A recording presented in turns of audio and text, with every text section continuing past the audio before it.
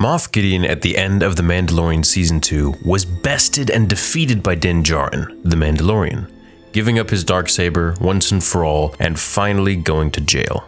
Or at least we think. Once Luke Skywalker showed up and saved them all from the Dark Troopers, it was game over for Moff and all the droids. In Mando Season 3, Episode 3, we saw the group of old Imperial workers now change to the New Republic, all talking about Moff Gideon, which is really one of the first real times that we get to hear about him since his capture, where one of the guys says that he escaped. Today, let's examine if he actually did and how that would change The Mandalorian Season 3, and also different theories as how he could escape, as well as how his story could fit into the timeline if he didn't and just simply went to jail. He could still be a very important part to the show. Now, while we haven't heard or seen of Moff Gideon since the end of Season 2, we do know that he's been such a main antagonist for 2 seasons with the Darksaber, and it makes you wonder if he's going to return or not, like most villains do, especially in Star Wars. As a very high-ranking member of the Empire, he would have had access to resources and connections that the average citizen or even Imperial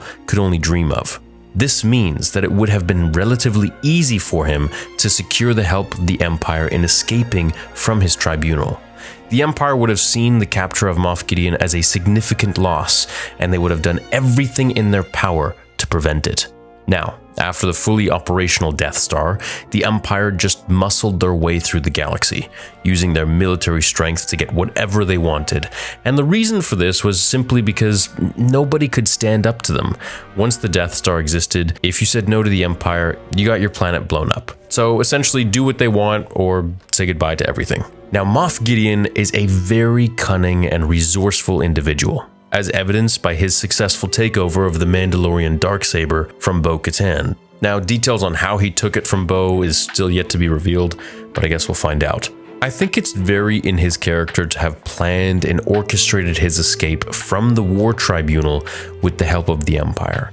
He would have known the risks and consequences of being captured, and he would have done everything in his power to avoid it. That's one of the things I give Palpatine real major props to, is the fact that he had everything in order. He had all of his ducks in a line, and he was able to plan for things that were maybe 20, 30 years ahead of him. Now, this comes, of course, to the question, how did he not see his death? Well, the reason for that is very simply explained in the Return of the Jedi novel, released back in the 80s. And the reason for it was because he was so angry and full of hatred for Luke Skywalker for essentially saying, no, I'm not going to join you, which is all Palpatine wanted, that he wasn't able to sense the betrayal of his apprentice Darth Vader, and notice the shift in Vader becoming Anakin. And so simply that's how he was then thrown over the shaft. And of course, when Vader was carrying him in the air, he was again so full of rage, he didn't even have any comprehension of how to deal with the matter. He was just spewing lightning out of everywhere, hitting himself, hitting Vader, hitting the walls, and he was just completely engulfed in the dark side and just not really thinking. Essentially, he was clouding himself with the dark side, literally. Now, back to the video, I always thought there was someone far more powerful above Moff Gideon who was pulling the strings. And if this goes into the sequel trilogy, then of course we get Snoke and Palpatine and all that stuff, but let's just keep it more contained to this timeline for now, shall we? Especially considering Dave Filoni said that Grogu doesn't have to end up in the sequel trilogy. He might just go off and do his own thing somewhere else in the galaxy. And honestly, I would much rather prefer that. The sequel trilogy is just 1 year in the Star Wars timeline, and we have a whole ton more years in between episode 6 and 7. So let's assume that it could be Thrawn or someone above Moff Gideon and not Palpatine or Snoke. So if Moff Gideon is as valuable as we think he is to whomever, maybe Thrawn, then perhaps his boss will do everything he can to get him out of that hearing. Now, the guys with Pershing and the others here at the table mention how he's heard of Moff Gideon escaping during his transport to the War Tribunal. And if we've ever seen any old school prison escape movies, most of these escapes happen during transports from one prison to another, or one spot to the next, transporting inmates. So this could indeed have happened with Moff Gideon, for sure, where a massive squad of TIE fighters come in and they appear out of nowhere, and held the ship hostage that was transporting Gideon. From there, stormtroopers and maybe even dark troopers would have entered the ship and escorted him out into an Imperial vessel, making him free out there somewhere in the galaxy. Moff Gideon was hell-bent on capturing Baby Yoda, and I think it's because he wanted to use his blood, of course, for some gene splicing, like Dr. Pershing mentioned in his seminar in the Opera House on Coruscant, where he was talking about how he learned to take DNA from 2 hosts and take the best parts of each host's DNA to create one perfect individual. Essentially altering DNA in a way where you create the most optimal being. And this was kind of done with the clones too, not to segue, but for a second I just want to mention that the clones were actually much different from Jango Fett. They were engineered to be more docile to their generals, to their leaders, to be more subservient, and to be able to take commands much better, because Jango was like a rabid dog. He was like a wild beast that just didn't care about rules all that much. He did what he wanted when he needed to do it. And this is, of course, what made Jango so unique and dangerous as a bounty hunter, and the galaxy's best bounty hunter, arguably. But when it came to having obedient clones who follow orders, this, of course, was altered and taken out.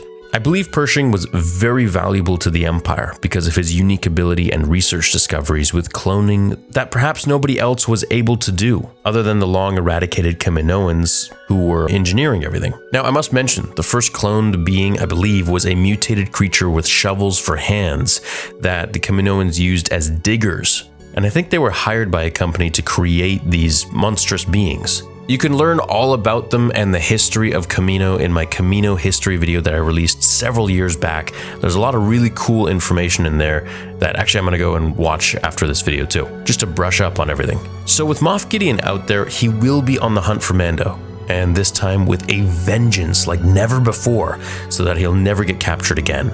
He's probably really angry that he got beaten, that he got imprisoned or cuffed, and that his darksaber is gone. Maybe he wants to lead Mandalore. Maybe he wants to ride the Mythosaur. He could hire the world's most dangerous bounty hunters, Dengar, Bosk. Maybe he'll reach out to Boba through some messenger of some sorts, and then Boba will reach out to Mando of what's to come, since they're now bros. I think things could heat up really fast with Moff Gideon on the loose, and it would only endanger Grogu even more, but of course make the story more interesting. Imagine for a second that Omega and the Bad Batch are still alive, and perhaps they get a request, maybe from some sort of a new Sid character, to get the child, and bringing them in again to the whole cloning life and scene once again with Pershing and the operations, and maybe they would actually do some good and save the day. Now finally, of course, the truth could also be that he did indeed go to his war tribunal, and if the courts weren't controlled Palpatine style, of course, then he would have been in his cell for however many years, probably forever.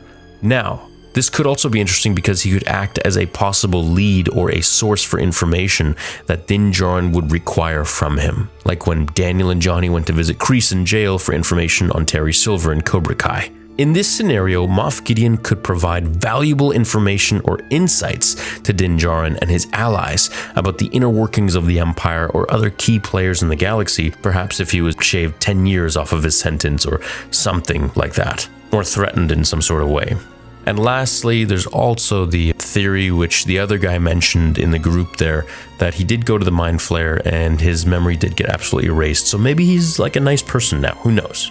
Either way, let me know what your theories are on Moff Gideon. Do you think he will return in The Mandalorian Season 3? Personally, I hope so, but I also hope that he has a boss of some sort who's much more powerful and dangerous than him, and I'm thinking it could be Thrawn. Or maybe they'll even team up in some sort of way, him and Din Djarin, to fight an even bigger threat. That would be wild. Let me know what you want to see down below in the comments. I hope you enjoyed this theory video, and I'll see you all in the next one on Star Wars Theory. Until then, remember, my fellow Jedi and Sith friends, the Force will be with you, always.